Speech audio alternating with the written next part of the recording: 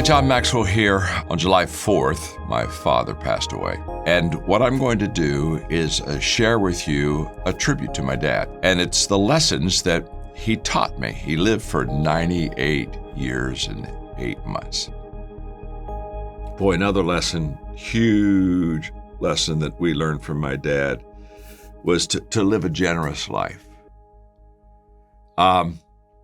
I shared with you in the last tribute lesson, my father taught us about tithing. And that's just a great principle. Again, whether you're a person of faith or not, if you set aside time and financial resources to help people and give to others, it's an incredible practice that will benefit others, but also benefits you.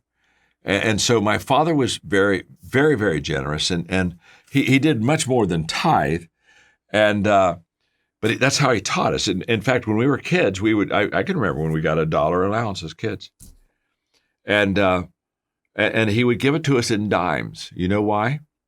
He'd give us 10 dimes and say, "Now let's talk about this. What do we do with these 10 dimes?" And we'd pull out the first one. And we'd say, "This is God's." He said, "That's exactly right. First 10, God gets." And my brother one day, when we went to church and on the way home, my brother looked at Larry, looked at Dad and said, "You know, Dad, I didn't give a dime in church today." And Dad said, "You didn't?" He said, "No." He said, "I gave a quarter." And I said, "Well, that's wonderful, son. You gave a quarter?" Now, my brother would be at that time, 7, 8. He said, "You gave a quarter? That's wonderful." He said, "Why did you give a quarter instead of a dime?" And from my brother's childhood lips, he said, "Dad," he said, "God's been good to me this week. And I just felt that I wanted to give him a little bit more than what I usually do." Well, my brother gave a quarter that day. But God has blessed him as a businessman, and throughout his life, he's given millions of dollars to people in need and causes that are worthy. And he's a river. He's not a reservoir. He doesn't hold his resources. He lets them pass on. He learned that from Dad. In fact, after my father passed away, my brother, being the businessman, went and began to look at all of his financial records. And my dad kept very good financial records. And he began to, just kind of make sure everything was in order.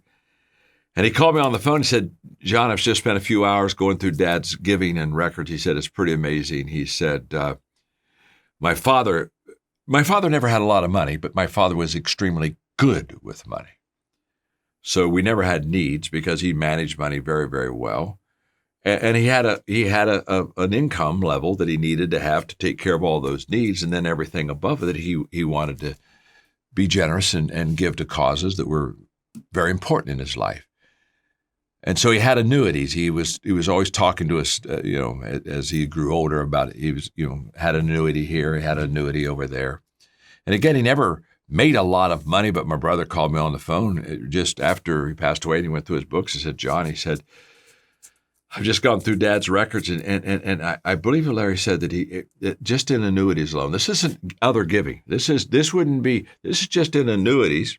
And of course, he had annuities with some of these nonprofit organizations, so that financially he received a little bit of benefit from that money until he died. Then, of course, they got all the money, but they got all the money. But he had given $294,000 just in one area of his giving. That's just one area. That isn't all of his giving. That isn't even the majority of his giving. And he just taught us to be generous. It's that principle of my hand clenched tight. If I'm not a generous person, and I'm holding on to everything I have, and I don't want anybody to have it, and I don't want to lose it. Oh my, I have a scarcity mindset. Well, the good news is if I hold it in my hand, I'll probably keep it.